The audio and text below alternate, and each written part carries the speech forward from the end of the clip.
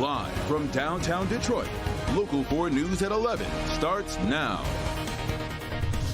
More problems for Donald Trump. A grand jury indicting the former president in an investigation into efforts to overturn the 2020 presidential election. He's charged with 4 counts in the election case and expected to be arraigned on Thursday. Good evening. I'm Devin Skillion. Sorry about that. Good evening. I'm Karen Drew in for Kimberly Gill. NBC's Alice Barr is live on Capitol Hill tonight with what we're learning about this new indictment. This is incredible. Thank you very much. Tonight, former President Donald Trump faces 4 new felony counts, accusing him of trying to overturn an election he lost and conspiring to defraud the government he once led.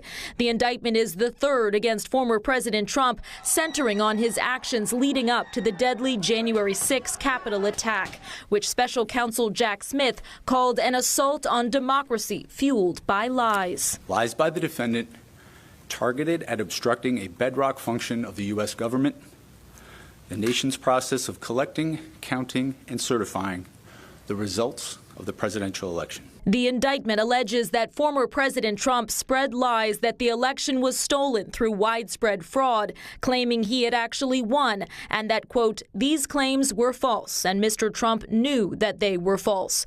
Arguing that the former president was determined to remain in power, federal prosecutors accuse him of 3 criminal conspiracies: to defraud the government's efforts to carry out the election, to obstruct an official proceeding in Congress on January 6th, and a conspiracy against the right to have one's vote counted.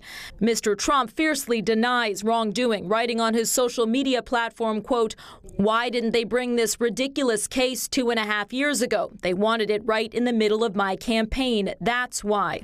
Attorney General Merrick Garland insisting he appointed an independent special counsel to ensure fairness. To underline the department's commitment to accountability and independence. Former President Trump is due to appear this Thursday in a federal courthouse just blocks away from the scene of the January 6th attack at the heart of the investigation. Metropolitan Police said tonight they were monitoring and planning to ensure the safety of everyone here in D.C. leading up to that court appearance. Security has also stepped up around a courthouse in Atlanta, where a separate Trump indictment could be coming soon regarding efforts to overturn the 2020 election results in Georgia. In Washington, Alice Barr, NBC News. The new indictment also contends Donald Trump knowingly made false statements about alleged election fraud here in Michigan. A 3-page section outlines alleged actions Trump and his attorneys took to overturn the election. The indictment references the former president claiming there was a vote dump in Detroit. You can read the full 45-page indictment right now on the homepage of clickondetroit.com. 2 prominent players in Michigan's Republican Party are now facing criminal charges. Matthew DePerno and Dare Rendon are accused of trying to gain access to Michigan voting machines after the 2020 presidential election. DePerno was backed by Trump in his bid to run for Attorney General in Michigan, but lost to the incumbent Democrat Dana Nessel. Rendon served in Michigan State House as a Republican. DePerno's attorney says his client denies any wrongdoing. 5 communities in Macomb County under a boil water advisory tonight after several water main breaks. As of right now, people living in Chesterfield Township, Lenox Township, Macomb Township, the city of Rochester, and the village of New Haven all need to boil their water before drinking it. Victor Williams was at a golf course in Macomb County today that was affected by the water main break. Well, it doesn't look like it right now, but this golf course was definitely affected by this water main break. One of the only ways to truly see all the devastation done is to go skyward. The water's moving fast, but as the farther you go on the course, the worse it gets. From drone 4 high above, you can see all the water that Shane Schrotti is calling a major headache at Bellow Woods Golf Course. Month of July was just so rough for us, and then we start August and it's not even the weather, it's the water main, and it just floods us out. There's nothing you could do except just watch the water come through. Tees underwater due to that major water main break affecting several communities. So with 27 holes, we're lucky. We still have 18 holes that are good, but there is players still scheduled to play on that 9 hole, the red course. So those players, they just have to go out. They have to have a little makeshift round. Another issue is because of the boil water notice, no food can be served from the kitchen, meaning it's time to put the specials board away. It was Polish week this week, and now all of our food is just sitting We can't serve any of it. It's just we got to wait until probably Thursday. Unfortunately, it seems the course can't get a break. Just days ago, thunderstorms flooded the place, and now this. With so much water constantly on the ground, it almost feels like playing on a water-soaked green is becoming the norm for Blake Kucha.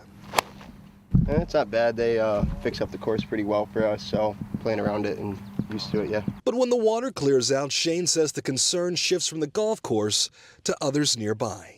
I feel bad for everyone to the south of us because the water's running south, which means once we clear up, everyone south of us, they're going to get hammered as well. Folks here are hoping this will be the final problem they face with water, at least for the rest of summer. Victor Williams, Local 4. Victor, as Patrice Wilson, the DMC nurse, abducted and murdered as she walked out of work. Her family wants the hospital to pay up. Family filing a $200 million lawsuit against DMC for negligence. Jacqueline Francis spoke with the family and their attorneys today, and she's live now with the case that they are prepared to make. Jacqueline.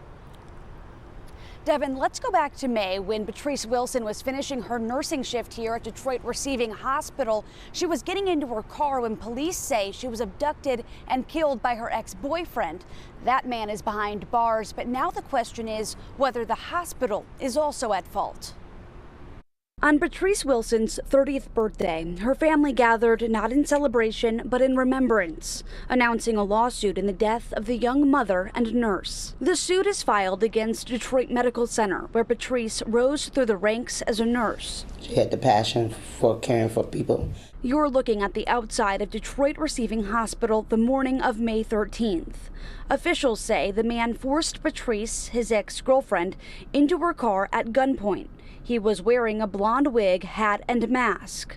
Police say Patrice was later found stuffed in the trunk, shot to death. Her family wanting to know how DMC security didn't spot the potential threat. There was someone lurking around their premises before Patrice even got off of work, hours before she got off of work. So that tells me no one was looking at the cameras. Lawyers for the family say the hospital failed to follow protocols and didn't call police until 2 hours after she disappeared. They also believe the negligence was racially motivated. We feel that their actions speak louder than any words they can give us, or in this case, their inaction. DMC responded to the lawsuit with the following statement, saying in part, quote, "The DMC stands behind our security team, who acted swiftly to notify and engage local law enforcement to apprehend the assailant. We continue to cooperate fully with law enforcement as they prosecute this individual for the crime committed. We cannot comment on pending litigation." The alleged killer, Jameer Miller, is facing a first-degree murder charge. Of course, that criminal case is separate from this ongoing lawsuit. Reporting live in Detroit, Jacqueline Francis, Local 4. We will continue to follow its progress. All right, Jacqueline. It was day 3 of the Miller hearing for the Oxford High School shooter. Today, defense attorneys presented more evidence. A licensed psychologist took the stand, claiming he spent hours with the teen shooter after the shooting. He says the shooter suffered from deep depression and had no help from his parents, was out of touch with reality, and was hoping school officials would open his backpack in the office, find the gun, and prevent the massacre he had planned. He says the teen was crying out for help, while the prosecutors say he had the chances and didn't take them. When the defendant has the backpack next to him in the counselor's office, the defendant had the perfect opportunity to get help, didn't he? Absolutely. All right. And he didn't take that, right? He didn't take that opportunity. Those are the facts of the case. He'd asked for help many times, but when help is right there in front of him, he doesn't ask for help, does he? That is correct. Now, that video you see there is playing out in court, showing the teen in crisis inside the Oakland County Jail. The shooter asking God why he didn't prevent the shooting. His lawyer today making the case that life in prison without parole is not appropriate for a juvenile offender. Today's hearing was adjourned. Will resume August 18th.